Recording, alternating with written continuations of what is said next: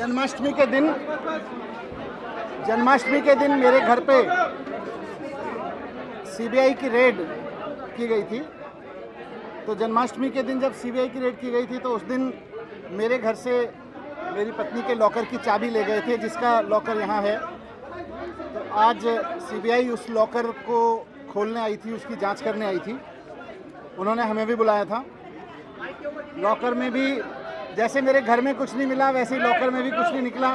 मुश्किल से 70-80 हज़ार रुपये के कुछ बच्चों के, कुछ मेरी पत्नी के ज्वेलरी वगैरह कुछ इस तरह की चीज़ें हैं। मुझे बहुत खुशी है इस बात की कि प्रधानमंत्री जी ने मेरे घर पर रेड करा दी। प्रधानमंत्री जी ने मेरे घर की पूरी छानबीन करा के, तलाशी करा दी, वहाँ से भी कुछ नहीं निकला। आज प्रधानमंत्री जी ने सीबीआई भेज के मेरे लॉकर की जांच भी करा ली, उसमें से भी कुछ नहीं निकला।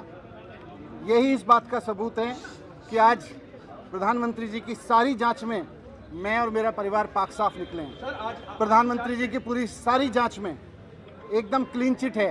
कहीं कुछ ऐसा चीज़ नहीं है जिसको ये कह सके ये क्यों है, ये क्या है, ये कैसे है। कहीं एक पैसे का क्वेश्चनेबल कुछ नहीं है।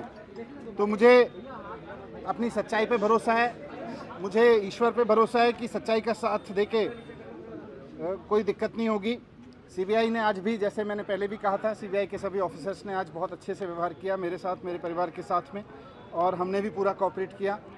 मैं जानता हूँ ये भी लोग अनऑफिशियली तो मानते हैं कि सब संतुष्ट हैं, कुछ नहीं है, लेकिन कहीं ना कहीं इनके ऊपर भी दबाव है कि भाई कुछ भी निकालो, कुछ भी करो, लेकिन 2-3 महीने के लिए तो इसको जेल में डालो। प्रधानमंत्री जी का ऊपर से बहुत दबाव है इस बात के लिए कि किसी तरह से मनीष सिसोदिया को 2-3 महीने के लिए जेल में डालो। तो ये करेंगे किसी समय पे आने पे, वो इनकी अपनी राजनीतिक वो है। लेकिन मुझे खुशी है कि आज सीबीआई जांच में मुझे पूरी तरह से क्लीन चिट है। मेरे घर से कुछ नहीं निकला, मेरे लॉकर से कुछ नहीं निकला, और कोई एक पैसे का लेन देन नहीं, कोई एक पैसे की हेराफेरी नहीं, कुछ नहीं। तो अंत में सच की जीत होती है, सच की जीत हुई। Thank you.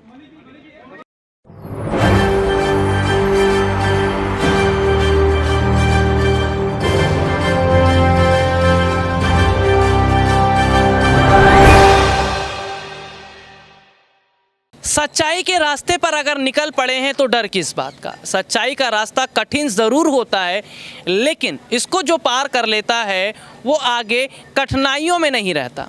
आज हम लगातार देख रहे हैं कि दिल्ली में जो सियासी माहौल बना हुआ है, जिस तरह के हालात हम देख रहे हैं, कभी मनीष सिसोदिया हो, कभी संजय सिंह हो, कभी अरविंद केजरीवाल हो, बीजेपी और सीबीआई लगातार इनके पीछे लग गई है। बीजेपी जिस तरह से आज दिल्ली में बहुत बड़ा रोल अदा कर रही है, या ये कहा जाए कि जो भी विधायक हैं आम आदमी पार्टी के, उनको खरीदने का काम कर रही है।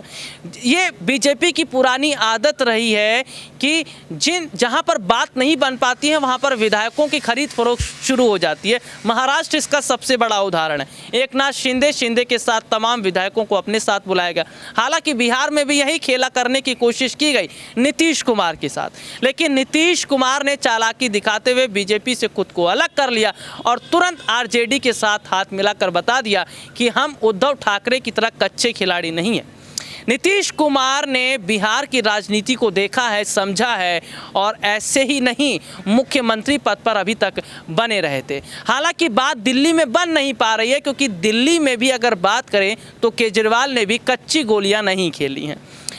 शिक्षा मंत्री या अगर बात करें उप मुख्यमंत्री मनीष सिसोदिया की, वो भी चीज़ों को समझ रहे हैं। और जिस तरह मौजूदा समय में हमने देखा कि सीबीआई को आम आदमी पार्टी के इन तमाम बड़े बड़े नेताओं के पीछे तो लगा दिया गया, लेकिन हाथ कुछ नहीं लग रहा है। बीजेपी की इस वक्त बदनामी काफ़ी हो रही है, क्योंकि हाथ कुछ लगा नहीं है और सवाल बीजेपी से हो रहे हैं। दिल्ली में देखने को मिला कि मनीष सिसोदिया के बैंक तक पहुंच गए, लॉकर तक पहुंच गए, उनकी पत्नी के पास कितनी ज्वेलरी है, कितना कैश है, कितना अमाउंट है, सबकी छानबीन की गई। लेकिन देखने को क्या मिलता है कि एक आम गृहिणी के पास जितना पैसा, जितनी ज्वेलरी या जितना सोना होना चाहिए उतना ही था। मनीष सिसोदिया के पास भी ज़रूरत से ज़्यादा कोई संपत्ति नहीं है। मामूली से 50-60 हज़ार रुपये जो एक आम आदमी के पास होते हैं वही है। तो यहाँ पर देखा जा रहा है कि मनीष सिसोदिया इस वक्त खिलकर हंस रहे हैं, लेकिन बीजेपी के नेता खिसियानी बिल्ली की तरह खंभा नोच रहे हैं। हालांकि मनीष सिसोदिया ने कहा कि वक्त से पहले हम जीत गए। गुजरात चुनाव में अभी ज़रूर वक्त दिखाई दे रहा है, अभी गुजरात चुनाव का रास्ता लंबा है। लेकिन चुनाव से पहले दिल्ली में हमारी जीत ये इशारा करती है कि गुजरात हमारे लिए ज़्यादा दूर नहीं है। और गुजरात चुनाव भी अगर आम आदमी पार्टी जीत गई तो ये बीजेपी की हार नहीं होगी, ये हार होगी प्रधानमंत्री नरेंद्र मोदी की, क्योंकि प्रधानमंत्री नरेंद्र मोदी ने अभी तक गुजरात चुनाव जीतने के लिए कई बड़े बड़े काम किए हैं। और ऐसे में देखा जा रहा है कि यही वजह है कि मोदी सरकार आम आदमी पार्टी से डर रही है। अब देखना होगा कि गुजरात में आखिरकार कौन सा मॉडल काम आएगा, शिक्षा, स्वास्थ्य, ये मॉडल काम आएगा या फिर धर्म और जाति की राजनीति गुजरात में हावी रहेगी। आज के लिए इतना ही, आपसे फिर दोबारा मुलाकात होगी, तब तक के लिए इजाज़त दीजिए, नमस्कार।